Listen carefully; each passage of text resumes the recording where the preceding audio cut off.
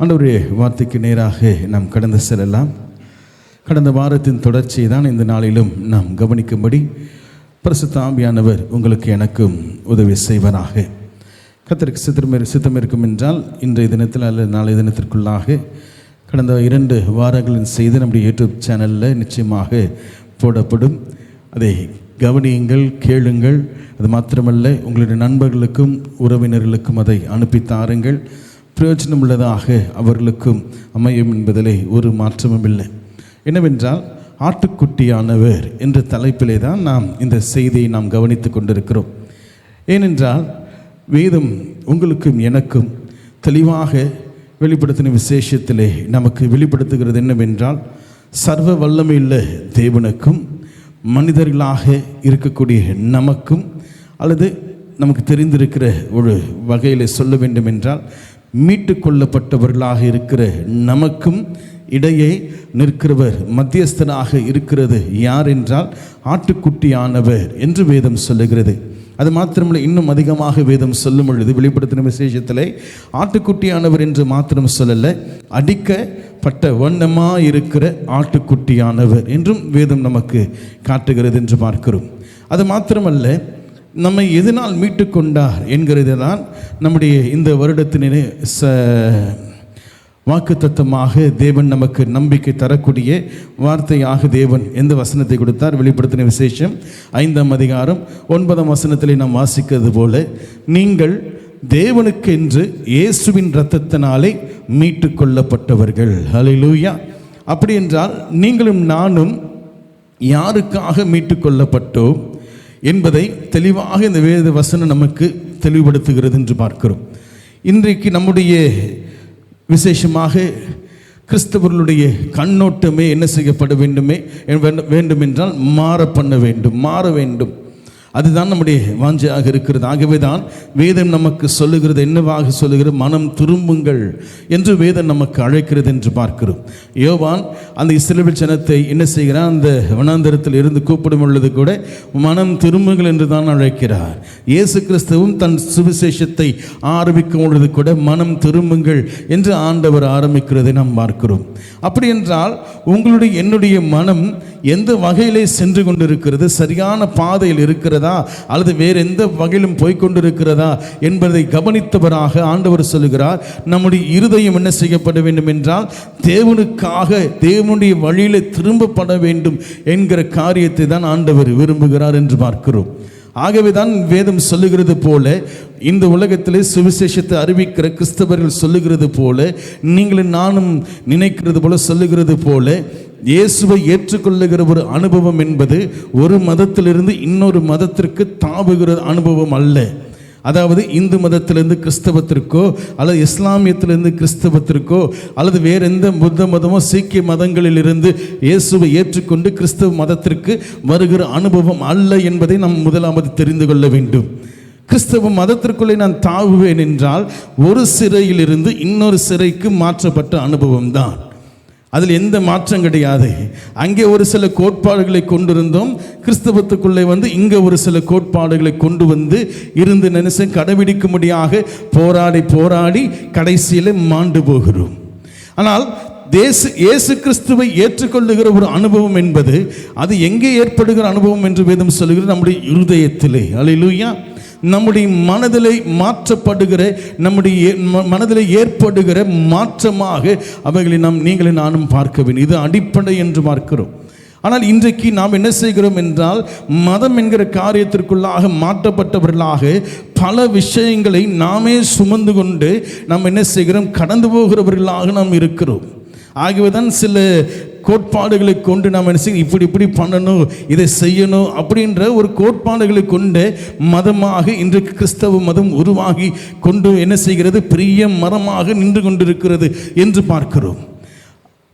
ஆனால் நீங்களும் நானும் அறிந்து கொள்ள வேண்டியது, வேதம் தெளிவாக உங்களுக்கு எனக்கும் காட்டுகிறது என்னவென்றால், நம்மை இயேசுவின் இரத்தத்தினாலே மீட்டு கொண்டு என்று சொன்ன காரியத்தை, அந்த வசனத்தினுடைய அர்த்தம் என்ன, ஏன் ஆண்டவர் அதை சொன்னார் என்பதை புரிந்து கொண்டோம். அது மாத்திரமல்ல, நாம் யாருக்காக மீட்டுக்கொள்ளப்பட்டோம் என்பதையும் கடந்த வாரங்களில் நாம் செய்திகளில் கேட்டோம். அது மாத்திரமல்ல, கடந்த வாரத்தில் நாம் பார்க்கும் பொழுது நமக்கும் அதாவது மீட்டுக் கொள்ளப்பட்டவர்களுக்கும் சர்வ வல்லமையுள்ள தேவனுக்கும் இடையே யார் இருக்கிறார் என்று பார்க்கிறோம்? ஆட்டுக்குட்டியானவர்.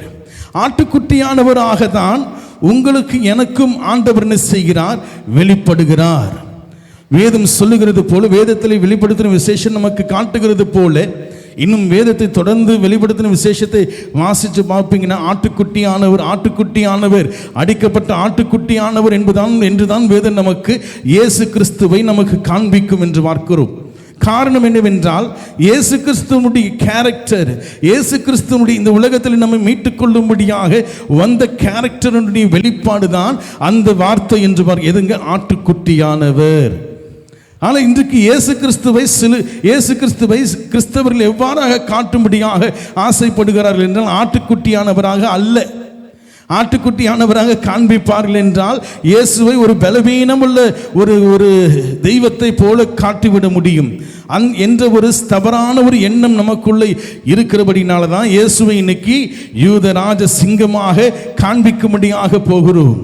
இன்னும் பலமுள்ள காற்றாக இயேசுவை காண்பிக்கும்படியாக போகிறோம். இன்னும் அக்னியாக நம்ம என்ன செய்கிறோம்? இயேசுவை காண்பிக்கும்படியாக போகிறோம். நேற்று தினத்திலே ஒரு இடத்திற்கு போயிட்டு வந்து கொண்டிருக்கும் பொழுது ஒரு சபையுடைய பேரை பார்த்தேன். சுட்டரிக்கும் அக்னியின் திருச்சபை என்று போட்டிருக்கு, சபை என்று போட்டிருக்கிறது. ஏனென்றால் இயேசு கிறிஸ்துவை எப்படியாக காண்பிக்க வேண்டும் என்று பார்க்கிறோம் என்றால், அவருக்கு வல்லமைகள் அதிகம், அவருக்கு சகல காரியங்கள் அவரால் செய்ய முடியும் என்ற விதத்தில் தான் இயேசுவை ப்ரொஜெக்ட் பண்ணும்படியாக நீங்களும் நானும் என்ன செய்கிறோம்? முயற்சி செய்து கொண்டிருக்கிறோம். விசேஷமாக இந்த கிறிஸ்தவம் முயற்சி செய்து கொண்டிருக்கிறது. ஆகியவன் என்ன செய்கிறார்கள்? எல்லா சுவிசேஷ கூட்டங்களிலும் அற்புதங்கள் நடந்தே ஆகணும், அதிசயங்கள் நடந்தே ஆகணும் என்கிற கட்டாயத்திற்குள்ளாக இன்றைக்கு கிறிஸ்தவம் போனபடியினாலே, ஊழியர்கள் போனபடியினாலே அற்புதம் நடக்கலையா, இவங்களா அற்புதத்தை நடக்கிறது போல ஏற்படுத்தி என்ன செய்கிறார்கள்? அங்கே நாடகங்கள் நடக்கிறதை நாம் பார்க்கிறோம். ஏனென்றால் எப்படியாவது பவுல் சொன்னது போல எப்படியாவது சுவிசேஷம் சொல்லப்படுகிறது என்ற சந்தோஷம் எந்த விஷயம் என்ன செய்கிறார்கள்? இன்றைக்கு பொய்யை கூட புரட்டி பேசி இயேசுவண்டை இழுப்பதற்கு இன்றைக்கு சுவிசேஷம் உருவாகி நின்று கொண்டிருக்கிறது என்று பார்க்கிறோம். அது எப்படியாவது என்று பவுல் சொன்ன வார்த்தையின் அர்த்தத்தை இன்றைக்கு கிறிஸ்தவம் எந்த விதத்தில் புரிந்திருக்கிறது என்று தெரியல. எப்படியாவது சொல்லப்படுகிறாரே, எப்படியாவது அவர் அறிவிக்கப்படுகிறாரே, எப்படியாவது இதை செய்கிறாரே என்ற விஷயத்தின் அர்த்தத்தை வருகிற வாரங்களில் நிச்சயமாக நம்ம அவர்கள் கவனிக்கும்படி கர்த்தர் நமக்கு கிருபை தருவராக. ஆனால் அந்த வார்த்தையின் அர்த்தம் அது கிடையாது. பொய் சொல்லி கூட எப்படியாவது என்ன செஞ்சிருங்க, நீங்க சுவிசேஷத்தை சொல்லி அவங்களை எப்படியாவது கொண்டு வந்து உள்ளக்கார வச்சிருங்க அப்படின்னு நாம் நினைக்கிறோம். ஆனால் அப்படிப்பட்ட விஷயத்திலே சுவிசேஷம் என்ன செய்யப்படுகிறது இல்லைங்க? அமைக்கப்படுகிறது இல்லை. ஆண்டவர் எல்லாவற்றையும் ஆண்டவர் என்ன செய்தார்? சரிவர நியாயமாக நீதியாக என்ன செய்தார்? இந்த உலகத்தில் 33 வருஷம் ஆண்டவர் வாழ்ந்து போனார் என்று பார்க்கிறோம். ஆனால் இன்றைக்கு இருக்கிற கிறிஸ்தவ என்ன தலைகீழாக இயேசுவை என்ன செய்கிறார்கள்? காண்பிக்கிறார்கள். இன்றைக்கு என்ன செய்யப்படுகிறது என்றால், வாலிப பிள்ளைகளை இழுக்கும்படியாக, சபைக்கு இழுக்கும்படியாக, அவர்களுக்கு வேண்டிய விதத்திலே, அவர்களுக்கு வேண்டிய காரியங்களில் இயேசு கிறிஸ்துவை ப்ரொஜெக்ட் பண்றாங்க. இயேசு கிறிஸ்து உங்களுக்கு ஃப்ரெண்டு அப்படின்னு ப்ரொஜெக்ட் பண்றாங்க. இயேசு கிறிஸ்து உங்களுக்கு நல்ல நண்பன், அவர்கிட்ட என்ன வேணா சொல்லுங்க, அவர் சமூகத்தில் வந்து நீங்க டான்ஸ் ஆடலாம், அவருடைய சமூகத்தில் நீங்கள் குதித்து என்ன செய்யலாம்? டான்ஸ் ஆடி எல்லா சந்தோஷத்தையும் இன்றைக்கு நீங்க என்ன செய்யலாம்? கொண்டு வந்து கொள்ளலாம். எல்லா டிப்ரெஷனும் உங்களை விட்டு போயிடும் என்று சொல்லி இன்றைக்கு என்ன செய்யறாங்க? இசை, இந்த மியூசிக் இன்ஸ்ட்ருமெண்ட் எல்லாம் வச்சு இன்னைக்கு என்ன செய்யறாங்க? அந்த லைட்டெல்லாம் போட்டு வாலிப பிள்ளைகளை கவரும்படியாக இன்றைக்கு இருக்கிற உலகம், இன்றைக்கு இருக்கிற கிறிஸ்தவம், இன்றைக்கு இருக்கிற ஊழியக்காரங்க என்ன செய்யறாங்க? இயேசு கிறிஸ்துவை தவறான விதத்தில் ப்ரொஜெக்ட் பண்ணி காட்டி கொண்டிருக்கிறார்கள். அப்போ அப்படிலாம் ஆண்டவர் நமக்கு ஆண்டவர் ஃப்ரெண்ட் இல்லையாங்க?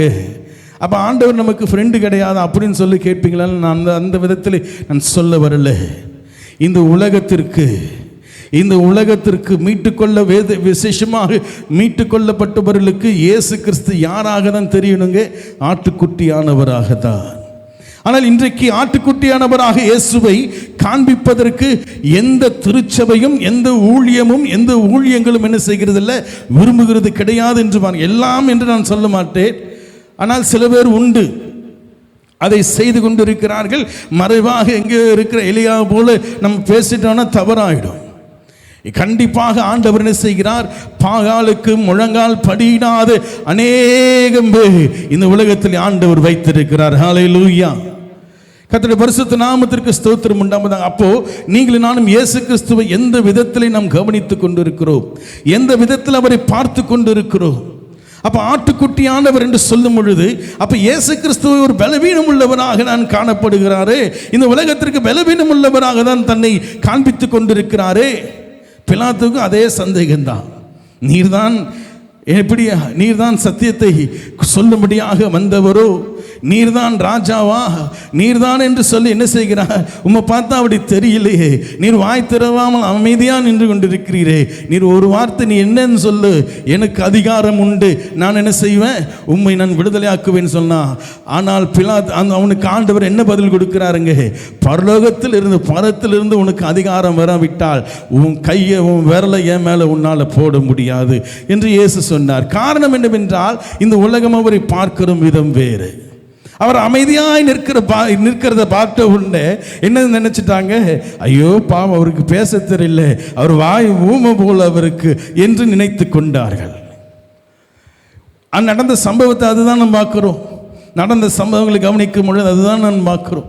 அவரை பிடிக்கும்படியாக வரும் பொழுது எல்லாம் கத்தி கவட என்ன செய்யல, எல்லாத்தையும் கொண்டு வந்துட்டு அங்கே சேவர்களையும் அந்த சிப்பாய்களையும் கொண்டு வந்து என்ன செய்கிறாங்க? ஒரு திருடனை பிடிக்கிறது போல என்னை பிடிக்க வந்தீர்களோ. என்ன நினைச்சாங்கன்னா, அவர் ஓடிடுவார், அவர் மறைஞ்சிடுவார், அவர் பறந்து போயிடுவார் அப்படின்னு நினைச்சாங்க. ஆனால் அவருடைய எண்ணங்கள் எல்லாம் மாற பண்ணி என்ன செய்தார்? இயேசு என்ன செய்தார்? தன்னை அந்த காரியங்களுக்கு தன்னை ஒப்பு கொடுத்து இணங்கி போனார் என்று வேதம் சொல்லுகிறது.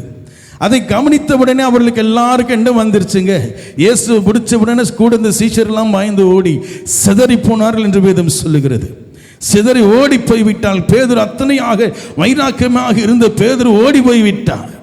ஐயோ, இவரை மாத்த ராஜ்யத்தை ஸ்தாபிக்க வந்த மாதிரி தெரியலையே, இவரை மாத்த இப்படி என்ன போய் மாட்டிக்கிட்டு இருக்கிறாரு, இப்படி என்ன சிறையில போட போறாங்களோ அப்படிதானே யூதாசை யோசிச்சா. அவர் இயேசு கிறிஸ்துவை அவர் காட்டி கொடுத்து அவர் எப்படியாவது என்ன செய்து விடுவார், வெளியே வந்து விடுவார், அவர் என்ன மறைந்து விடுவார், தன்னை காப்பாற்றிக் கொள்வார் என்று நினைத்தார். ஆனால் அவனுடைய எண்ணம், இயேசு கிறிஸ்துவை குறித்ததான எண்ணம் தவறாக இருந்தபடினால ஏமாற்றத்திற்குள்ளவனாக குற்றமில்லாத ரத்தத்தை நான் காட்டி கொடுத்து விட்டேன் என்று சொல்லி நாண்டு கொண்டு செத்தான் என்று பார்க்கிறோம். இயேசு கிறிஸ்துவை கவனிக்கிற விதம் இன்றைக்கு இருக்கிற கிறிஸ்தவம் தவறிக்கொண்டிருக்கிறது.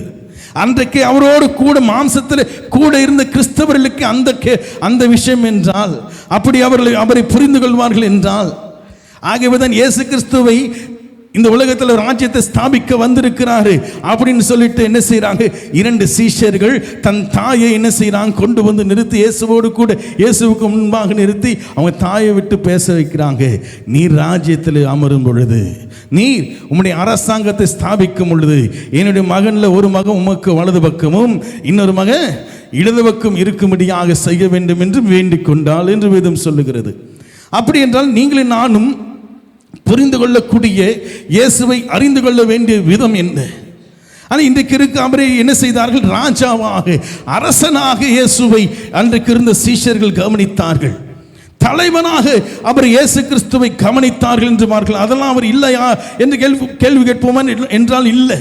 ஆனால் மனுக்குலத்திற்கும் சர்வ வல்லவருக்கும் மத்தியிலே இயேசு கிறிஸ்து எவ்வாறு நின்று கொண்டிருக்கிறார், எவ்வாறு தன்னை காண்பிக்கும்படியாக இருக்கிறார் என்கிற விதத்தை நாம் புரிந்து கொள்ள வேண்டும். யோவான் ஸ்நானகன் கூட என்ன செய்தார்? இவர் உலகத்தின் பாவத்தை சுமந்து தீர்க்க வந்த தேவாட்டுக்குட்டி என்று சொன்னவர். அவர் அத்தனையாக தன்னுடைய நம்பிக்கை வைத்துக் கொண்டிருந்த யோவான் ஸ்நானகன் கடைசியில் எங்க போய் இங்க தன் ஜீவனை கொடுத்தார். சும்மா இல்லாம அந்த அரண்மனையில போய் அங்க என்ன ஆட்டம் ஆடினா என்ன பண்ண, அந்த ராஜா என்ன பண்ண என்ன, எனக்கு எங்க ராஜா ஒருத்தர் இருக்கிறார், அவர் வந்து என்ன செய்வார், உன் கொட்டத்தை அடுக்குவாருன்னு போயிட்டு அவனுக்கு எதிராக பேசினா அங்க அந்த அம்மா என்ன செஞ்சு அந்த பையன் அவனுடைய சிறை சேதம் பண்ணி அந்த தாளை எனக்கு கொண்டு வான்னு கட்டி அந்த ராஜாவுக்கிட்ட கேட்டது. யோவான் ஸ்நானகன் தலை இல்லாதவனாக, தலை துண்டிக்கப்பட்டவராக மரித்து போனார். கேட்கிறார், அது மரணத்திற்கு முன்பாக சிறையில் இருக்கும் பொழுது கேட்கிற, வருகிறவர் இவர் தானா அல்லது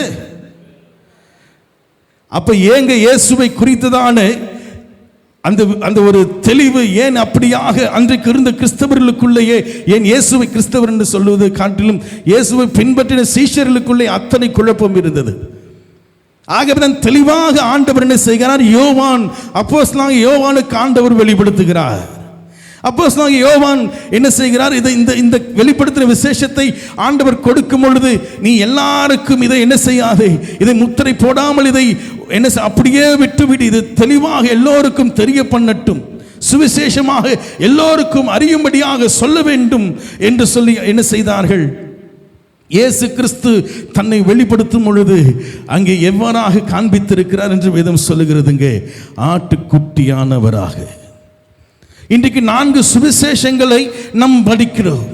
இன்றைக்கு 4 சுவிசேஷங்கள் அப்போஸ்தல நடபடிகள் என்ன செய்யப்படுகிறது என்றால், இன்றைக்கு திருச்சபைகளில் போதிக்கப்படுகிறது, பைபிள் ஸ்டடியாக எடுக்கப்படுகிறது, சுவிசேஷ கூட்டங்களிலே இயேசு செய்த அற்புதங்கள் பேசப்படுகிறது, இன்னும் அநேக காரியங்கள் சொல்லப்படுகிறது.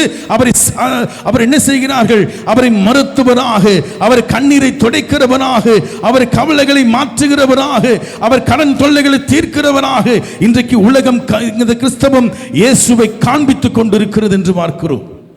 ஆனால் அவரை காண்பிக்க வேண்டிய விதத்தை மறந்து போய்விட்டது, அவரை காட்ட வேண்டிய விதத்தை மறந்து போய்விட்டது இந்த இன்றைக்கு இருக்கிற கிறிஸ்தவ உலகம். இயேசு கிறிஸ்து யூத ராஜ சிங்கமாக தன்னை காண்பிப்பதற்கு விரும்பவில்லை. அவர் தன்னை அப்படி காண்பித்திருப்பார் என்றால் அன்றைக்கு அந்த பிடிக்க வரும் பொழுது அந்த சேவகனை ஒன்றுமில்லாமல் பண்ணியிருப்பார். அதான சொன்னார், நான் வேண்டிக் கொள்வேன் என்றால் பிதாவிய தேவன் லேகியன் கணக்கான தூதர்களை அனுப்பி ஒன்றுமில்லாமல் செய்து விடுவார், அது என். அப்ப சிலுவையில் அவரை அறையும் பொழுது கூட அவர் என்ன செய்யறாங்க, கேலி பண்றாங்க, கிண்டல் பண்றாங்க. நீர் இப்பொழுது இறங்கி வருவீர் என்றார், நீர் இப்பொழுது இறங்கி வருவீர் என்றால் நான் என்ன செய்வேன், உம்மை ஏற்றுக்கொள்வேன் என்று கிண்டல் பண்றாங்க.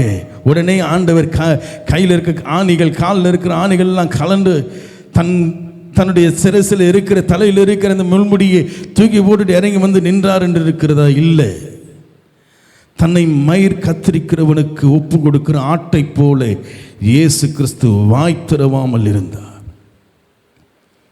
அப்ப இன்றைக்கு நீங்களும் நானும் கிறிஸ்துவை கவனிக்க வேண்டிய விதம் எது? இன்றைக்கு நீங்களும் நானும் இயேசுவை பார்க்க வேண்டிய விதம் எது? அவர் ஆட்டுக்குட்டியானவர் என்று வேதம் நமக்கு தெளிவாக காட்டுகிறது.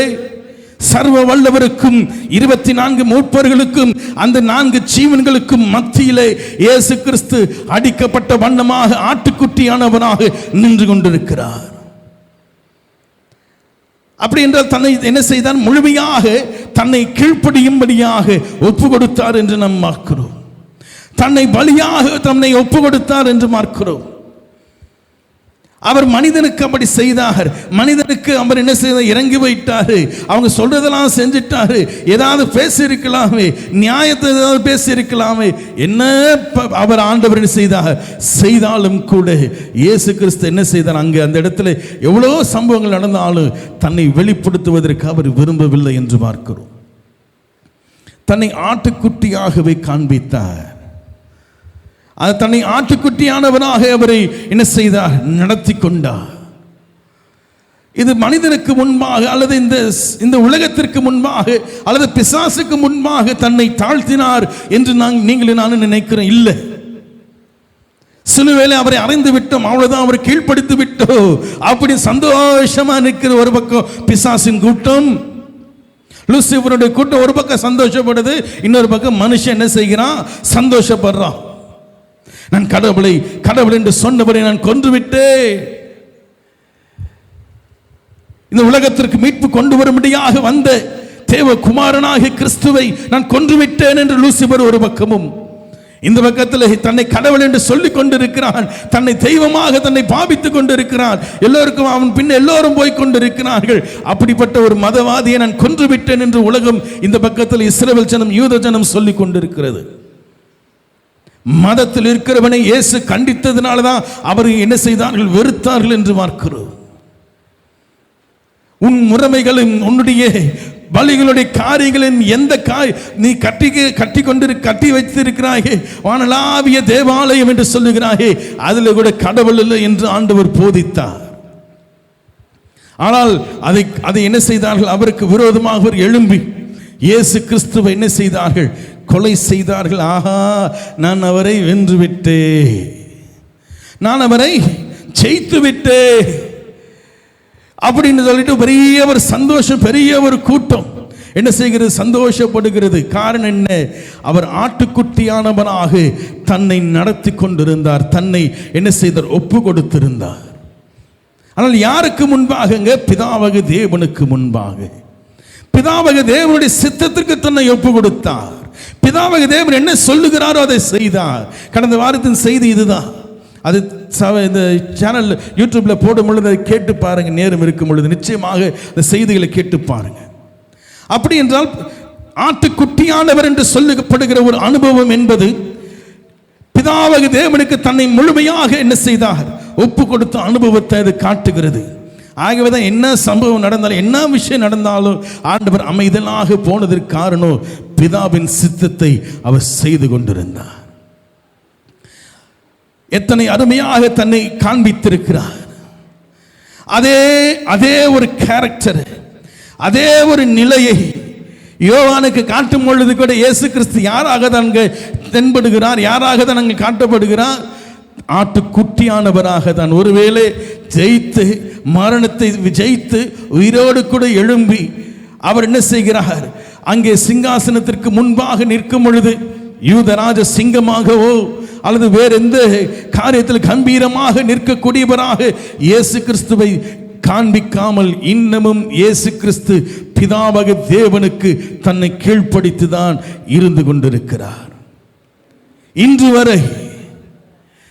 இன்று வரை ஆண்டவர் இந்த பூமி, இந்த சிருஷ்டி சரியாகும் வரை, இந்த பூமி இந்த சிருஷ்டி தேவனோடு கூட சேரும் வரைக்குமாக இயேசு கிறிஸ்து ஆட்டுக்குட்டியானவராக தான் செயல்படுவார். ஆகவேதான் அங்கே வெளிப்படுத்த ஆண்டவர்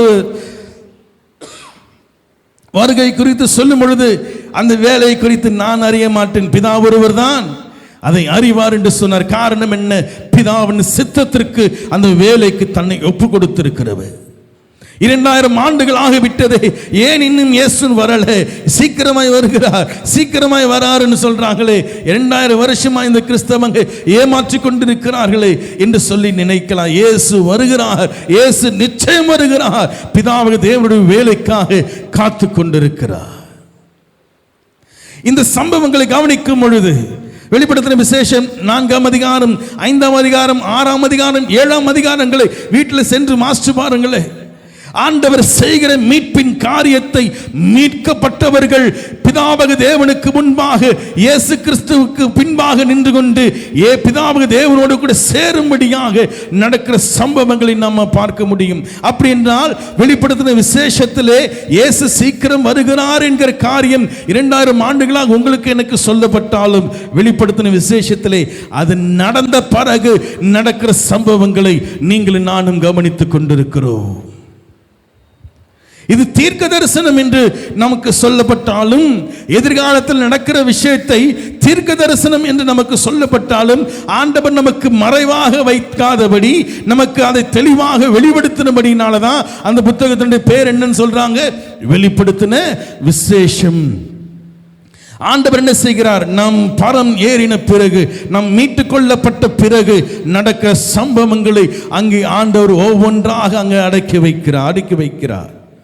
இதன் பின்பு இது, இதன் பின்பு இது, இதன் பின்பு இது நடக்கிறது என்று சொல்லி ஆண்டவர் நடத்துகிறதை அங்கே வெளிப்படுத்தின விசேஷத்தின் 7ஆம் 8ஆம் அதிகாரம் வரைக்கும் வீட்டில் சென்று கண்டிப்பா வாசிங்க. புரியாது பிரதர், அங்க என்னென்னமோ சொல்லியிருக்கு, நீங்க தொடர்ந்து வாசிச்சுட்டே இருங்க. தேவனுடைய காரியங்கள், தேவனுடைய கற்பனைகள், தேவனுடைய அனந்த ஞானங்கள் எல்லாம் நமக்கு மறைவானவைகள் அல்ல, நமக்கு கிட்ட இருக்க சமீபமாக இருக்கிறவைகள்.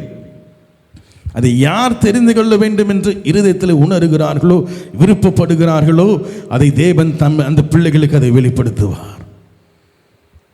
அதுக்கு போய் பைபிள் காலேஜ் படிச்சுட்டு தான் வந்து இதெல்லாம் செய்யணும். PhD, அதாவது BTH முடிச்சிருக்கணும், தியாலஜி முடிச்சிருக்கணும், MTH முடிச்சிருக்கணும், ஃபிலாசபி பண்ணியிருக்கணும், அதிலே டாக்டரேட் பண்ணியிருக்கணும், தீசிஸ் எழுதியிருக்கணும். இதெல்லாம் ஒரு பக்கம் நமக்கு உதவியாக வேதத்தை அறிந்து கொள்ள இருந்தாலும் வெளிப்படுத்தின விசேஷத்திலே தேவனுக்குரிய காரியங்களை படிப்பின் மூலமாக வருகிற அனுபவம் அல்ல. படிப்பு முக்கியம். படிப்பு நிச்சயமாக வேதத்தை குறித்து படிக்கக்கூடிய காரியங்கள் நாம் செய்யணும். அந்த வாய்ப்புகள் கிடைக்கும் என்றால் நிச்சயமாக பண்ணுங்க. ஆனால் தேவனுடைய காரியங்கள் வெளிப்படுத்தின விசேஷத்தில் உள்ளவைகளை தேவன் சொன்ன விதத்தில் புரிந்து கொள்வதற்கு இப்போ ஏற்பட்ட காரியங்கள்லாம் செஞ்சா அதுக்கு தனியான ஒதுக்கணும்.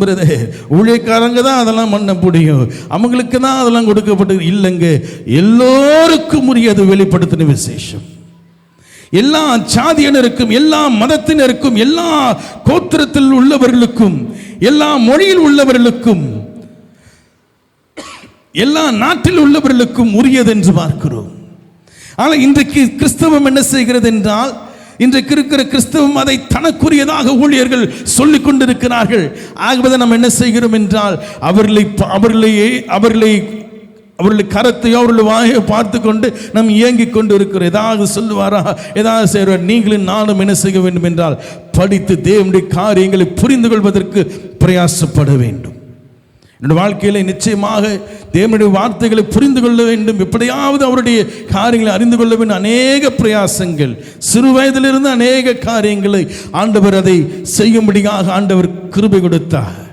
இந்த நாளில் ஒரு அளவுக்கு ஆண்டவருடைய சமூகத்தில் நின்று இந்த ஊழியத்தை ஆரம்பித்து ஏறக்குறைய 8 ஆண்டுகளை கர்த்தர் கடக்கும்படியாக செய்து தேவன் நடத்தி கொண்டு இருக்கிற அவருடைய கிருபைக்காக ஸ்தோத்திரம். படிப்போ, மனுஷனுடைய திறமைகளோ, மனுஷனுக்கு இருக்கிற காரியங்களோ பெரிதல்ல. ஒரு மனிதனுக்கு தன்னை வெளிப்படுத்த வேண்டும் என்று தெய்வம் விரும்புவார் என்றால் அவன் எப்படிப்பட்டவனாக இருந்தாலும் தேவன் அவனுக்கு தன்னை வெளிப்படுத்துவார். ஹல்லேலூயா. அதில் எந்த விதமான மாற்றம் கிடையாது. அது எந்த விதமான மாற்றம் கிடையாது. அவரை தேடுகிற உணர்வு மாத்திரம் நமக்கு இருக்கணும். இன்னைக்கு அதுதான் பெரிய பிரச்சனை. இன்னைக்கு அதுதான் பெரிய பிரச்சனை. தேடுகிற உணர்வு என்பது எப்படி தெரியுங்களா? கடவுளை நான் தேடுகிற உணர்வு என்று சொல்லப்படுகிறது. அவர் எனக்கு ஏதாவது செய்வார், கடவுள் இப்படி இருப்பாரு, கடவுள் இந்த விதத்தில் இருப்பாரு.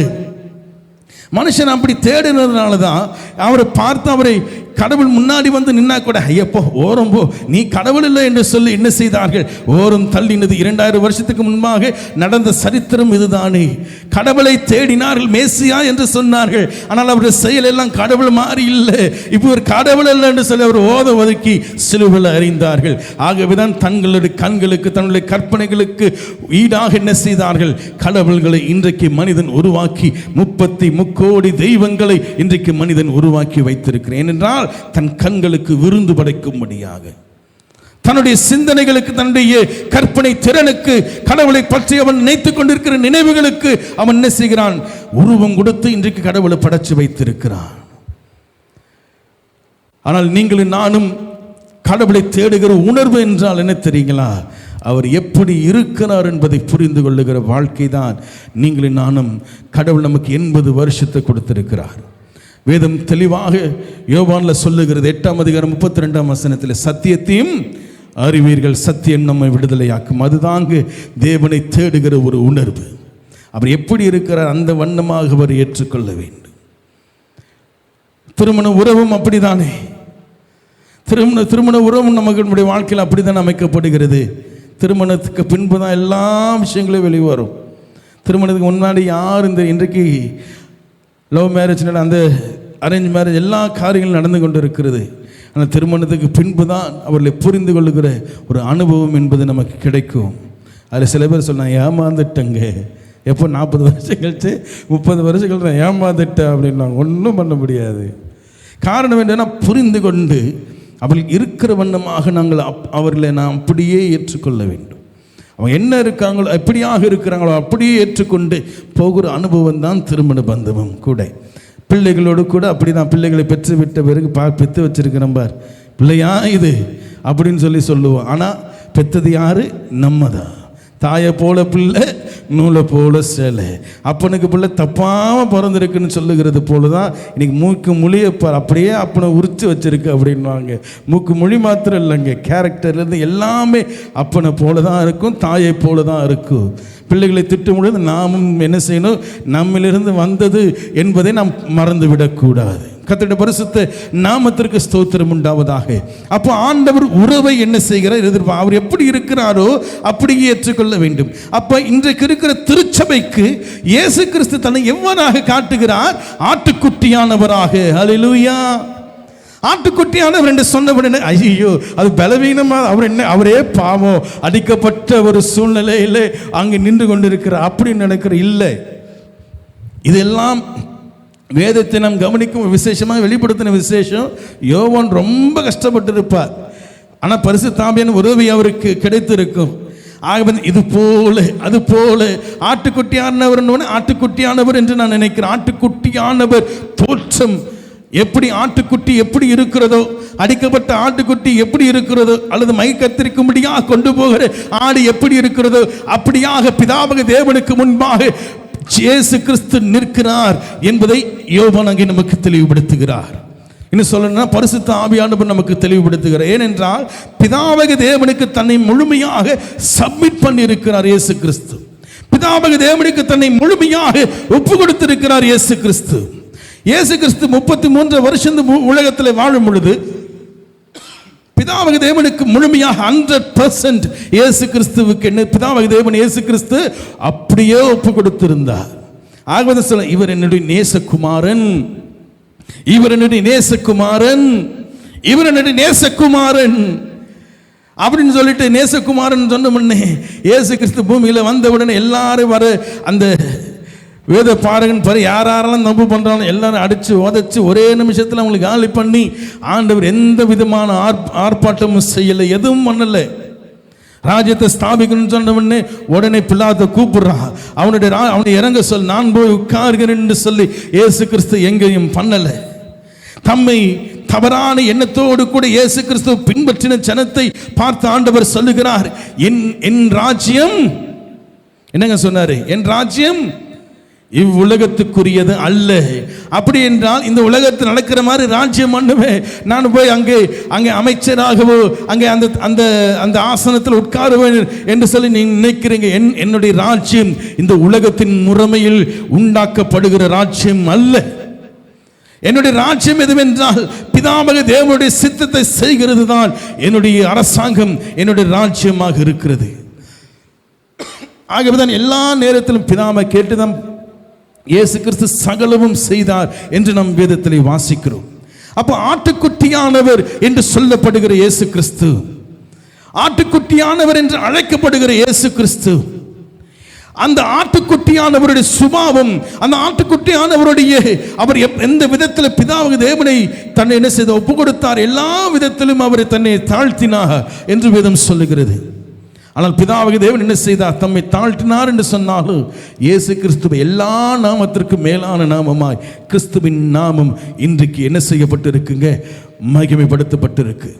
அவரை அன்றி இந்த உலகத்தில் நமக்கு மீட்பு இல்லை.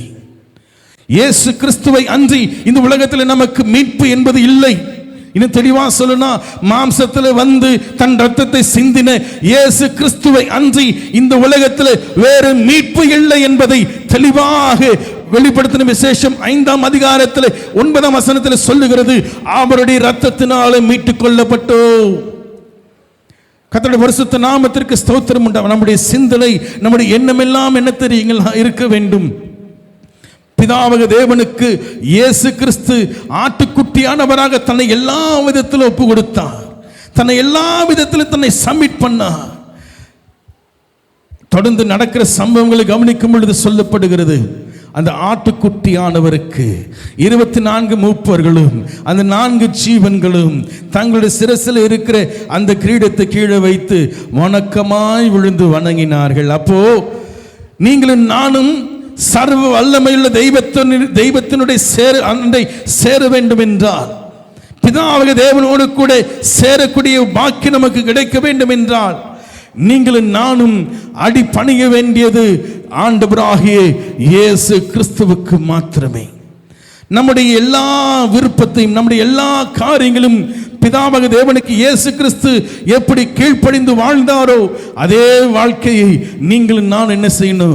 இயேசு கிறிஸ்துவுக்கு வாழ வேண்டும். ஹல்லேலூயா. அவருக்காக நீங்களும் நானும் வாழ வேண்டும். அவருடைய கரத்தில் நம்மை முழுமையாக ஒப்பு கொடுத்துட வேண்டும். எந்த பிரச்சனை இருக்கு ஆண்டவரே, இந்த பாடு என்னோடு கூட இருக்கிறது, இதோடு கூட நான் பிரயாணம் பண்ணி கொண்டிருக்கிறேன், என்னை குத்தி கொண்டிருக்கிறது, என்னை நெருக்கி கொண்டிருக்கிறது, ஆயினும் என் சித்தத்தின்படி அல்ல உம்முடைய சித்தத்தின்படி ஆக கடவது என்கிற சிந்தை, கிறிஸ்துவின் சிந்தை நமக்குள்ளே கொண்டு வரப்பட வேண்டும். ஹல்லேலூயா. அந்த சிந்தையோடு கூட வாழும் பொழுது இயேசு கிறிஸ்து எது சரி எது தவறு, இந்த உலகத்தில் நான் எப்படி இருக்க வேண்டும், எப்படி வாழ வேண்டும் என்கிற எல்லாவற்றையும் அவர் பார்த்துக் கொள்வார். ஹல்லேலூயா.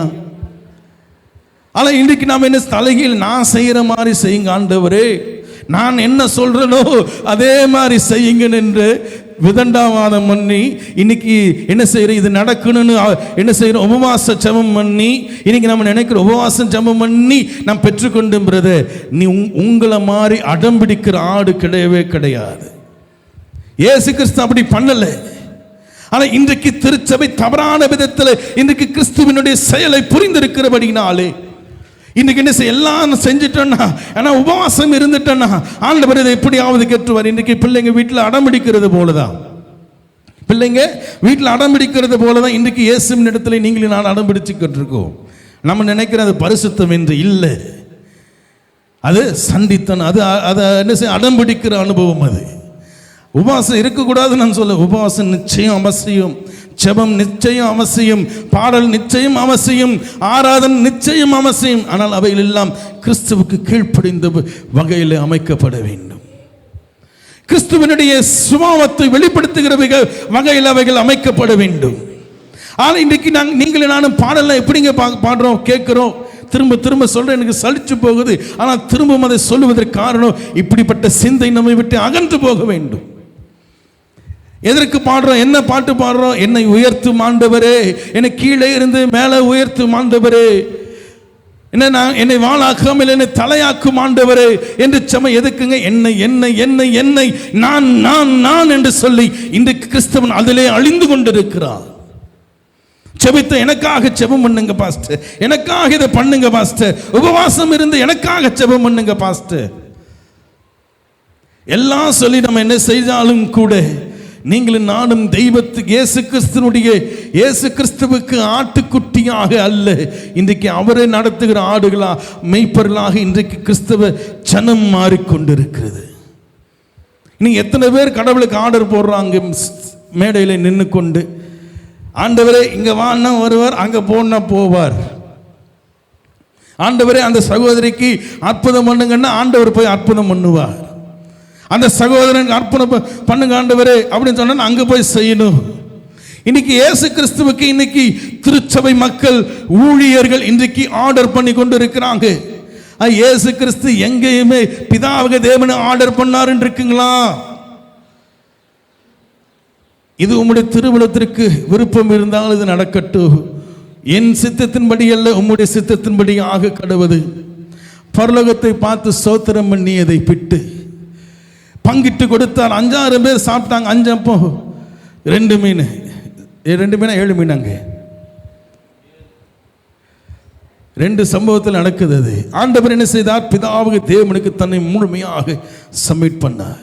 ஒருத்தருக்கு அற்புதம் செய்யும் போது கூட, வியாதிகளை நீக்கும் பொழுது கூட எல்லாருக்கும் ஆண்டவர் செய்தார் என்று இருக்க. ஒரு சில இடங்கள்ல இருக்கு, ஒரு சில இடங்கள் அவர் மனது வரல, செய்யல.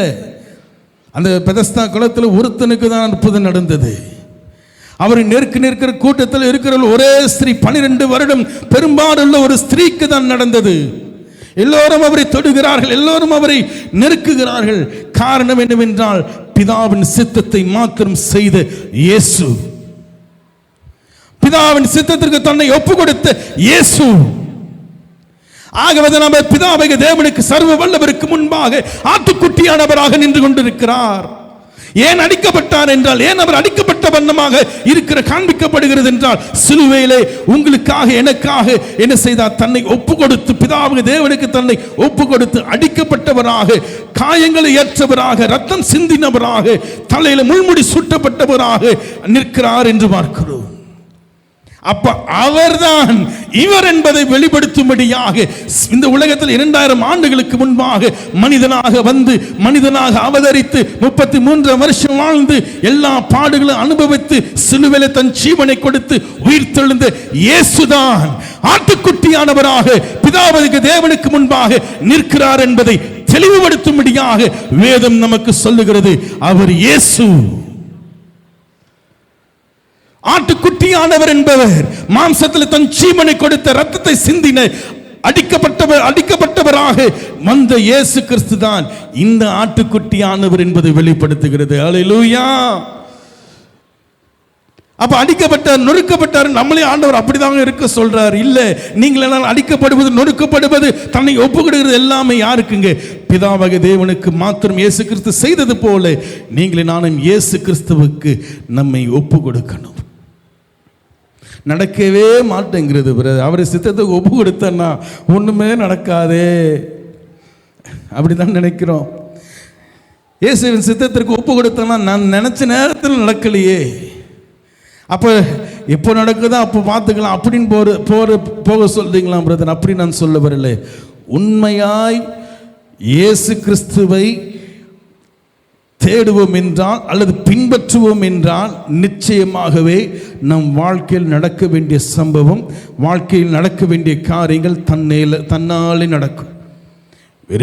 எதை குறித்து நம் கவலைப்பட வேண்டாம், எதை குறித்து நம் கலங்க வேண்டாம். இந்த பாடுகள் இருக்கிறதா? ஆண்டவரே இந்த பாடு எனக்கு இருக்கிறது, ஆண்டவரே எனக்கு இந்த பிரச்சனை இருக்கிறது, என் வாழ்க்கை பிறந்ததிலிருந்தே இந்த கண்ணீரோடு கூட தான் வாழ்க்கை அமைக்கப்பட்டு இருக்கிறது. நான் எந்த விதமான ஒரு நல்ல ஒரு காரியத்தை நான் பார்த்தது கிடையாது. ஆனால் என் வாழ்க்கை இப்படி இருக்கிறது. ஆண்டவரே என்னை நீ நடத்தும், உம்முடைய வழியில் நான் வருகிறேன், உம்மை இன்னும் அதிகமாக தெரிந்து கொள்வதற்கு என்னை ஒப்பு கொடுக்கிறேன் என்று ஒப்பு கொடுத்து கடந்து போகிற அனுபவம் அந்த பிள்ளைகளை கர்த்தர் நிச்சயமாக மீட்டு கொண்டு பிதாவாகிய தேவனுக்கு முன்பாக உங்களை என்னை ராஜாக்களும் ஆசாரியர்களுமாய் கொண்டு போய் நிறுத்துகிறார். ஹல்லேலூயா. இந்த சரீரம் 80 வருஷம், சொல்ல போனால் 100 வருஷம், அவ்வளவுதான். இந்த வாழ்க்கையிலே நீங்களே நானும் அறிந்து கொள்ள வேண்டியது யாரை தெரியுங்களா? இயேசுவை மாத்திரம்தான். ஆனால் இன்னைக்கு இயேசுவை எப்படி அறிந்திருக்கிறேன் என்பது முக்கியம். அதுதான் நமக்கு 80 வருஷத்தை கொடுக்கிறார். எதுக்கு இங்கே இவ்வளோ பெரிய பைபிள்? எதுக்கு இத்தனை 66 புத்தகம்? அவர் தான் கடவுள், உண்மை ஏற்றுக்கொண்டேன் ஆண்டவரே என்று சொல்லி அதை சொல்லிட்டு முடிச்சுட்டா போதுமே, அதன் ரட்சிப்பு வந்து விடுமே, நம் மீட்டுக்கொள்ளப்பட்டு விடுவோமே, பிதாவுக்கு தேவனோடு கூட சேர்ந்து விடுமே. இல்லை, ஒரு திருமணம் ஆன பிறகு ஒரு மனுஷனுடைய வாழ்க்கை எப்படி மனுஷன் 2 பேருடைய வாழ்க்கை ஆரம்பிக்கிறது போலதான் இயேசுவை ஏற்றுக்கொண்டு ரட்சிக்கப்படுகிற அனுபவமும் கூட திருமணத்தை போன்றதுதான். அவர் நம்மை புரிந்து கொள்ளுகிறார். எப்படி புரிந்து கொள்ளுகிறார்? நாம் அவரை எப்படி புரிந்து கொள்ளுகிறோம் என்கிற விதத்திலே அமைக்கப்படுகிறது என்று பார்க்கிறோம். ஆகவேதான் வேதம் சொல்லுகிறது, திருச்சபை ஆண்டவர் என்னன்னு சொல்றார்? மணவாட்டி. இயேசு கிறிஸ்துவை எப்படியாக சித்தரிக்கிறது? மணவாளனாக சித்தரிக்கிறது. காரணம் என்ன? இருவரும் புரிந்து கொண்டு நடக்க வேண்டும், இருவரும் இசைவாய் நடக்க வேண்டும். அப்ப இயேசு கிறிஸ்துவை நீங்களே நான் எவ்வாறாக புரிந்திருக்கிறோம்? அவரை மருத்துவராகவா? அவரை கடனை தீர்க்கிற ஒரு பேங்கராகவா? அடகடையில் இருக்கிறவரை போலவா? அல்லது இயேசுவை எவ்வாறாக நீங்களே நானும் புரிந்து கொண்டிருக்கிறோம்? யூதராஜ சிங்கமாகவா? எனக்கு முன்பாக எவன் வந்தாலும் எனக்கு எதிராக நிற்கிறவன் ஒன்றுமில்லாம போயிடுவா, எனக்கு எதிராக நிற்கிறவன் இல்பொருளாவான் அப்படின்ற யூதராஜ சிங்கத்தை போல இயேசுவை நினைக்கிறோமா? இல்லை. அப்படிப்பட்ட விதத்தில் நான் தெய்வத்தை நாம் புரிந்து கொண்டிருப்போம் என்றால் நிச்சயமாக அவரை குறித்ததான எண்ணம் தவறு. அவர் யூதராஜ சிங்கம் தான், அதில் எந்த மாற்றம் கிடையாது. அவர் வியாதிகளை நீக்கிறவர் தான், அதில் எந்த மாற்றம் கிடையாது. அவர் பிரச்சனைகளை மாற்றுகிறவர் தான், ஆனால் எந்த மாற்றம் கிடையாது. ஆனால் நீங்களும் நானும் அவர் எவ்வாறாக அறிந்திருக்கிறோம், அவர் எவ்வாறாக புரிந்திருக்க? அவர் ஆட்டுக்குட்டியானவர் என்று வேதம் சொல்லுகிறதே. அப்ப ஆட்டுக்குட்டியானவராக நீங்களே நானும் திருச்சபை இந்த விசேஷமாக கடைசி நாட்களிலே அவரை கவனிக்க வேண்டுமே. அவரை ஆட்டுக்குட்டியானவராக கவனிக்கலையே. அவரை ஆட்டுக்குட்டியானவராக கவனிக்காமல் இன்றைக்கு நாம் பார்க்கிறதுனால தான் இன்றைக்கு இயேசு கிறிஸ்து வேறு விதத்தில் பார்க்கிறோம். ஆனால் அவர் வேறு விதத்தில் இருக்கிறதுனால இன்றைக்கு திருச்சபை ஏமாற்றத்திற்குள்ளே போய்கொண்டிருக்கிறது. நாம் ஆராதிக்கிற இயேசு ஆட்டுக்குட்டியானவர். ஆனா இன்றைக்கு இருக்கிற திருச்சபை ஆராதிக்கிறது வேற எந்த இயேசுவையோ அல்லது வேற எந்த காரியங்களோ இன்றைக்கு ஆராதித்துக் கொண்டிருக்கிறது. அதில் தங்களுடைய மேன்மைகளை, தன்னுடைய பெயர்களை, தன்னுடைய புகழ்களை இன்றைக்கு என்ன செய்து கொண்டிருக்கிறார்கள்? தேடிக்கொண்டிருக்கிறார்கள். ஆண்டவர் என்னை உயர்த்தி இருக்கிறார், ஆண்டவரை நடத்தியிருக்கிறார், ஆண்டவர் எனக்கு இவ்வளவு பேரை கொடுத்திருக்கிறார், ஆண்டவர் ஆயிரக்கணக்கான ஜனத்தை கொடுத்திருக்கிறாரு, ஆண்டவர் என் கூட இல்லைன்னா இதெல்லாம் நடக்குமா அப்படின்னு இல்லைங்க. நமக்கு திறமை இருந்தா போதும், ஆட்களை கூட்டலாம். நமக்கு டேலண்ட் இருந்தா போதும், பேச்சு திறமை இருந்தா போதும், பாடுகிற திறமை இருந்தா போதும், ஆட்களை கூட்ட முடியும்.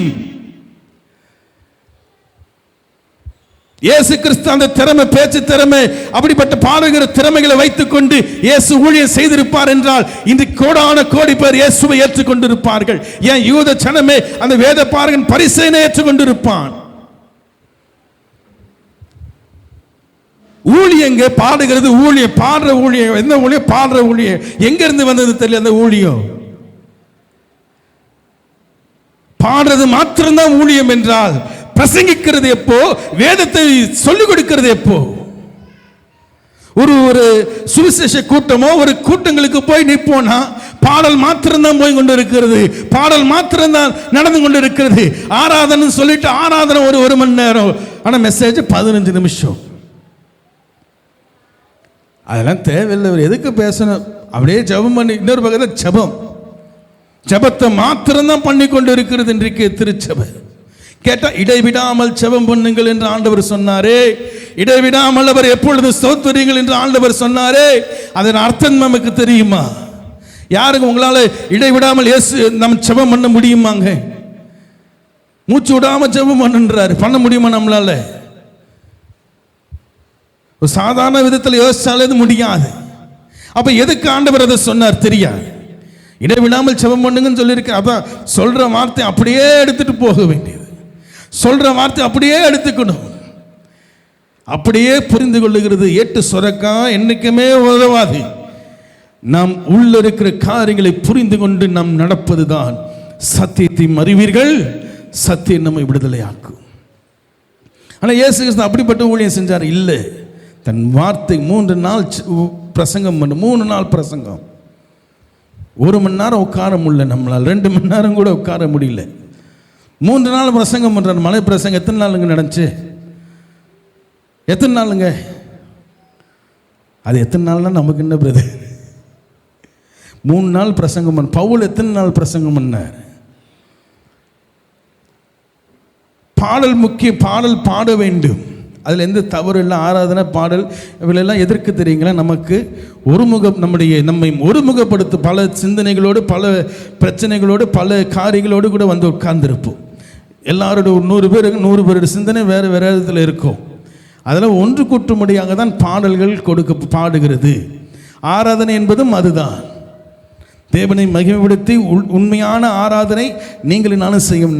நம்ம நின்று பாட்டு பாடி ஆராதிக்கிறது ஆராதனையே கிடையாது, ஆராதனையே கிடையாது. ஆராதனை என்பது வேற. இன்றைக்கு நம்ம என்ன செய்யறோம்? பாடல் பாடின உடனே ஆராதனை ஆண்டவர் செய்வோம். எழுந்து நின்று வேகமாக பாடுற பாட்டை அப்படியே ஸ்லோவாக பாடி ஆராதனைன்னு சொல்லி ரொம்ப சந்தோஷமாக இருந்தது, புல்லரிச்சிருச்சு அப்படின்னு சொல்லிட்டு நம்ம போயிட்டு இருக்கிறோம்.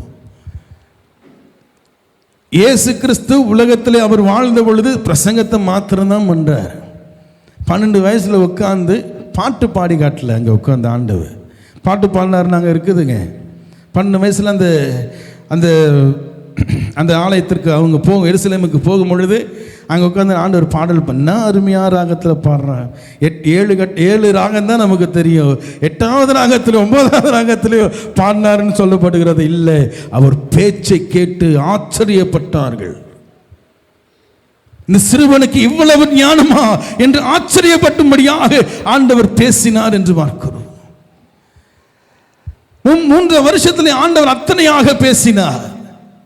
இன்னும் அவர் பேசிக்கொண்டிருக்கிறார்.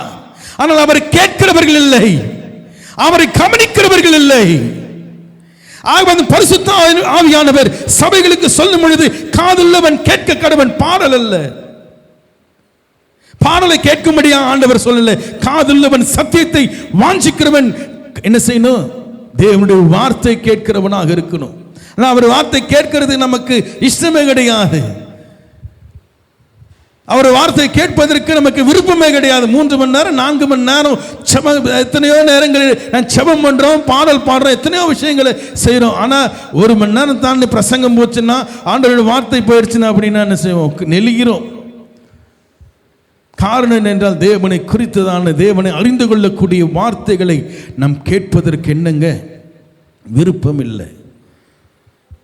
இன்னொரு வகையில் சொல்லிக் கொடுக்கும் ஆள் இல்லை. அவங்க என்ன பண்ணுவாங்க? தேஞ்ச ரெக்கார்டு எடுத்து போட்டு ஒரே போடு தான், ஒரே பாட்டு, ஒரே சிடி தான். என்னை ஆசீர்வதிப்பார். எத்தனை வாட்டி தான் இதே கேட்பேன்னு தெரியல. அவங்களுக்கும் சலிச்ச போல நமக்கும் சலிக்கலை. ஆஹா, தேன் வந்து பாயுது என் காதினிலே அப்படின்னு உட்காந்து என்ன செய்கிறோம்? நடுவில் ஒரு பாட்டு வேறு. எதுக்கு? அவங்களுக்கு உற்சாகம், தூக்கமாக இருந்தாங்கன்னா கரங்களை தட்டி பாடணும், தூக்கம் போயிடும். ஒருத்தன் தூக்க கழகத்தில் விழுந்து என்ன செத்து போனான்னு இருக்கு வேதம். பவுல் பேசும் பொழுது அந்த மாலையில் அந்த ஓரத்தில் ஜன்னல் ஓரமாக உட்கார்ந்து பேசுகிற அவ்வளோ பேச்சு, தூக்கம் வந்து என்ன செய்தான்? கீழே விழுந்து அவன் திரும்பவும் பவுலால் எழுப்பப்பட்டான் என்று பார்க்கிறோம். வார்த்தை கவனிப்பது மிகவும் முக்கியம். வார்த்தைகளை கவனிப்பது மிகவும் முக்கியம். கிறிஸ்தவம் இன்றைக்கு தவறான விதத்தில் போய்கொண்டிருக்கிறது. எல்லோரையும் நான் சொல்லலை, எல்லாரையும் நான் கிட்டத்தட்ட 98% தவறான விதத்தில் இன்றைக்கு கிறிஸ்தவம் போய்கொண்டிருக்கிறது. எல்லாரும் செய்வதனால் தவறென்று ஆகிவிடாது. 2 பேர் மாத்திரம் செய்வதனால் அது தவறென்று மாற்றிவிட முடியாது. இயேசு கிறிஸ்து அப்படிதான் நீங்கள் நானும் பின்பற்றணும். அவரை யாராக கவனிக்கிறோம் என்றால் ஆட்டுக்குட்டியானவராக கவனிக்க வேண்டும். அவரை ஆட்டுக்குட்டியானவராக, பிதாவாகிய தேவனுக்கு தன்னை சப்மிட் பண்ணவராக கவனிக்க வேண்டும். ஆனால் ஆட்டுக்குட்டியானவர் என்று சொல்லப்படுகிறவர், அவருக்கு நீங்களும் நான் எவ்வாறாக இருக்கணும் சொல்ல நம்ம அர்த்தம்? அவருக்கு நீங்களும் நான் என்னங்க எப்படியாக இருக்கணும் சொல்லுங்களேன்? ஆட்டுக்குட்டியானவருக்கு நீங்களும் நான் எப்படியாக இருக்கணுங்க? அது எந்த வார்த்தையில் சொல்ல? நாம் அவருக்கு ஆடுகளாக அல்லது ஆட்டுக்குட்டிகளாக மாற்றப்பட வேண்டும். ஆகவே இயேசு கிறிஸ்துவை வேதம் நமக்கு மேய்ப்பர் என்று காட்டுகிறது. இயேசு கிறிஸ்துவை தாவீது கூட என்ன செய்கிற? தேவனை தன் மேய்ப்பனாக பாவித்துதான் கண்டுதான் என்ன செய்கிறான்? அந்த சங்கீதம் 23 எழுதுகிறதை பார்க்கிறோம். அப்ப நீங்களும் நானும் இயேசு கிறிஸ்துவை எப்படியாக நாம் கவனிக்க வேண்டும் என்றால், நம்மை மேய்க்கிற மேய்ப்பனாக கவனிக்க வேண்டுமா?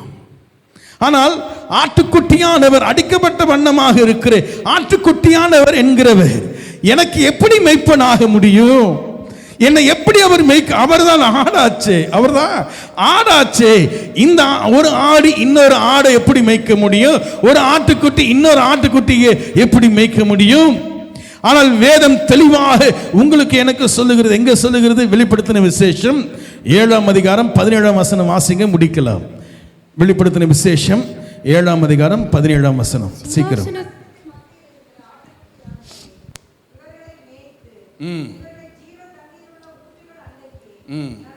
ஹல்லேலூயா. போதும். அப்ப சிங்காசனத்தில் மத்தியில் இருக்கிற ஆட்டுக்குட்டியானவரே, இவரை என்ன செய்வார்கள்? இவர்களை யாருங்க? மீட்டுக் கொள்ளப்பட்டவர்களை. அந்த 7ஆம் அதிகாரம் வரைக்கும் வாசிச்சு பாருங்க, 8ஆம் அதிகாரம் வாசிச்சு பாருங்க. எத்தனை அருமையாக தேவன் என்ன செய்கிறார்? தன்னுடைய மீட்பின் காரியத்தை இந்த உலகத்தில் நடத்தி கொண்டிருக்கிறது வேதம் தெளிவாக சொல்லுகிறது. கர்த்தருக்கு சித்தம் இருக்கும் என்றால் நிச்சயமாக அவர்களை வருகிற நாட்களில் கவனிக்கலாம். அவர் ஒவ்வொரு முத்திரைகளாக உடைக்கும் 7 முத்திரை அந்த சுருளில், அந்த புத்தக சுருள் என்று சொல்லப்படுகிறது இருக்கிறது. அந்த 7 முத்திரையில் ஒவ்வொரு முத்திரையாக உடைக்கும் பொழுது ஒவ்வொரு சம்பவம் நடக்குது. இது 6வது முத்திரை உடைக்கும் பொழுது நடக்கிற ஒரு சம்பவம். இந்த சம்பவத்தில் சொல்லப்படுகிறது, சிங்காசனத்தின் மத்தியில் இருக்கிற ஆட்டுக்குட்டியானவரே இவர்களை மேய்த்து இவர்கள் ஜீவ தண்ணீர் உள்ள அண்டை கொண்டு போய் விடுகிறார். ஹல்லேலூயா. அப்ப இயேசு கிறிஸ்து என் மேய்ப்பர், அவர் ஆட்டுக்குட்டியானவர் என்று அழைக்கப்படுகிறவர். இந்த விதத்தில் தான் இயேசுவை நான் புரிந்து கொள்ள வேண்டும். ஆட்டுக்குட்டியானவர் என்று சொல்லப்படுகிறது. பிதாபக தேவனுக்கு தன்னை முழுமையாக சப்மிட் பண்ண இயேசு கிறிஸ்து தன்னை ஒப்பு கொடுத்து தன்னை கீழ்ப்படுத்தின அனுபவம் ஆட்டுக்குட்டியானவர். அந்த ஆட்டுக்குட்டியானவர் சிந்தின ரத்தத்தை கொண்டு மீட்டு கொண்டாரே, அந்த ஜனத்தை நடத்துகிறது, அந்த ஜனத்தை வழி நடத்துகிற அனுபவத்தை காட்டுகிறது தான் அவரே. அந்த ஆட்டுக்குட்டியானவரே என்ன செய்கிறாரா? நம்மை மேய்க்கிறாரா. ஹல்லேலூயா. அதை அறிந்தவராக தான் அங்கே தாவீது சொல்லுகிறார், கர்த்தரின் மேய்ப்பராக இருக்கிறார். அப்ப ஆட்டுக்குட்டியானவர் என்கிற அனுபவம் ஒன்று. அதே ஆட்டுக்குட்டியானவர் உங்களை என்னையோ நமக்கு என்ன செய்கிறார்? மேய்க்கிற மேய்ப்பனாக வருகிற அனுபவம் ஒன்று. பிள்ளைகள் மாம்சத்தையும் இரத்தத்தையும் உடையவர்களாக இருக்கிறது போல தாமும் மாம்சத்தையும் இரத்தத்தையும் உடையவராக வந்து ஆட்டுக்குட்டியானவராக பிதாவாகிய தேவனுக்கு தன்னை முழுமையாக சப்மிட் பண்ணி என்ன செய்தார்? இன்னொரு பக்கத்திலே திரும்பி நம்ம என்ன செய்கிறார்? நம்மை மேய்க்கிறவரும் அவரே, நம்மை வழி நடத்துகிறவரும் அவரே. ஆகவே தெளிவாக சொல்றார், சிங்காசனத்திற்கு மத்தியில் இருக்கிற ஆட்டுக்குட்டியானவர்களை மேய்த்து என்ன செய்கிறாராம்? ஜீவ தண்ணீரை கொடுக்கிற நம்முடைய பிதாவாகிய தேவனுடைய அவர் அண்டை கொண்டு போய் நிறுத்தி கண்ணீர் யாவும் நமக்கு துடைக்கும்படியாக செய்கிறார். அப்ப இந்த அனுபவம் உங்களுக்குள்ள எனக்குள்ளும் வேதம் சொல்லுகிறது போல உன் சிருஷ்டிகரே உன் நாயகர், அது எப்படி ஆக முடியும் என்ற கேள்வி நமக்கு இருந்தது. அதன் விடையை நாம் கவனித்தோம். ஆட்டுக்குட்டியானவரே நமக்கு மேய்ப்பர் என்கிற காரியத்தை இன்றைக்கு நீங்களும் நானும் புரிந்து கொண்டிருக்கிறோம். ஆட்டுக்குட்டியானவர் என்பது பிதாவாகிய தேவனுக்கு முன்பாக மேய்ப்பன் என்று சொல்லப்படுகிறது. தன்னை மீட்டுக் கொண்ட ஜனத்திற்கு முன்பாக கரங்களை தட்டி நம்ம ஆண்டவராகிய இயேசு கிறிஸ்துவை மகிமைப்படுத்துவோமா? ஹல்லேலூயா. எங்கள் மேய்ப்பனே உமக்கு ஸ்தோத்திரம், எங்கள் மேய்ப்பனே உமக்கு ஸ்தோத்திரம், எங்களை நடத்துகிறவரே உமக்கு ஸ்தோத்திரம். அப்போ அவர் மேய்ப்பன் என்றால் நீங்கள் நான் யாருங்க? ஆட்டுக்குட்டிகள். ஹல்லேலூயா. ஆடுகளாக நாம் இருக்கிறோம். நம்ம என்ன செய்யணும் என்றால் இயேசு கிறிஸ்துவுக்கு நம்மை முழுமையாக ஒப்பு கொடுத்து சப்மிட் பண்ணி இந்த உலகத்தில் அவர் சித்தத்தை அன்றி வேறு சித்தமின் வாழ்வில் இல்லை ஆண்டவரே இந்த சிந்தையோடு கூட இயேசு கிறிஸ்து எப்படி பிதாவாகிய தேவனுக்கு தன்னை ஒப்பு கொடுத்தாரோ அந்த விதத்திலே நீங்களும் நானும் என்ன செய்ய வேண்டும் என்றால் இயேசு கிறிஸ்துவுக்கு ஒப்பு கொடுக்க வேண்டும். அவர் நம்மை பிதாவாகிய தேவனண்டை நடத்துகிறவர். ஹல்லேலூயா. அப்போ உங்களை என்னையோ இந்த உலகத்தில் இயேசு கிறிஸ்துவன் நம்மையோ பிரிக்கக்கூடிய சக்தி ஒன்றும் இல்லை. இந்த உலகத்தில் அவருடைய கரத்திலிருந்து நம்மை பறித்து கொள்ள ஒருவரும் இல்லை. ஆட்டுக்குட்டிகளை எப்படி மேய்க்கிறார் என்பது வேதம் நமக்கு அழகாக தெளிவாக ஆடுகளை மேய்க்கிற மேய்ப்பன் எப்படி நடத்துகிறார் என்பது போலதான் நம்முடைய வாழ்க்கையிலும் இந்த ஆடுகள் என்று சொல்லப்படுகிற நம்மை மேய்ப்பனாக இருக்கக்கூடிய ஆட்டுக்குட்டியானவர் மேய்க்கிற அனுபவங்களை இந்த வருகிற வாரங்களில் நாம் கவனிக்க போகிறோம். ஹல்லேலூயா. ஆகவேதான் சங்கீதம் 23 அங்கே வாசிக்கும், கர்த்தர் என் மேய்ப்பனாக இருக்கிறார், நான் தாழ்ச்சி அடையேன், அவர் என்னை புல்லுள்ள இடங்களில் மேய்த்து அமர்ந்த தண்ணீர் அண்டையில் என்னை கொண்டு போய் விடுகிறார். இதோடு நிறுத்திடுறோம். ஆனால் மேய்ப்பன் என்பவர் அப்படி அல்ல. தொடர்ந்து வேதம் வாசிக்கும் பொழுது நான் மரண இருளின் பள்ளத்தாக்கில் நடந்தாலும் பொல்லாப்புக்கு பயப்படே, இன்னும் எனக்கு விரோதமாக எத்தனை பேர் எழும்பினாலும் கோலும் தடியும் என்னை தேற்றும், என் ஆத்மாவுக்கு விரோதமாக சத்துருவானவன் எழும்பி நின்றாலும் அவனுக்கு முன்பாக என் தலை அபிஷேகம் பண்ணுகிறேன் என்று வேதம் சொல்லுகிறது போல ஒவ்வொரு அனுபவத்திலும் நம்முடைய ஆண்டவராகிய இயேசு கிறிஸ்து நம்மை நடத்துகிறார் என்பது தெளிவாகிறது. வருகிற வாரங்களில் அவைகளை குறித்து கவனிக்கும்படி தேவன் நமக்கு கிருபை தருவராக.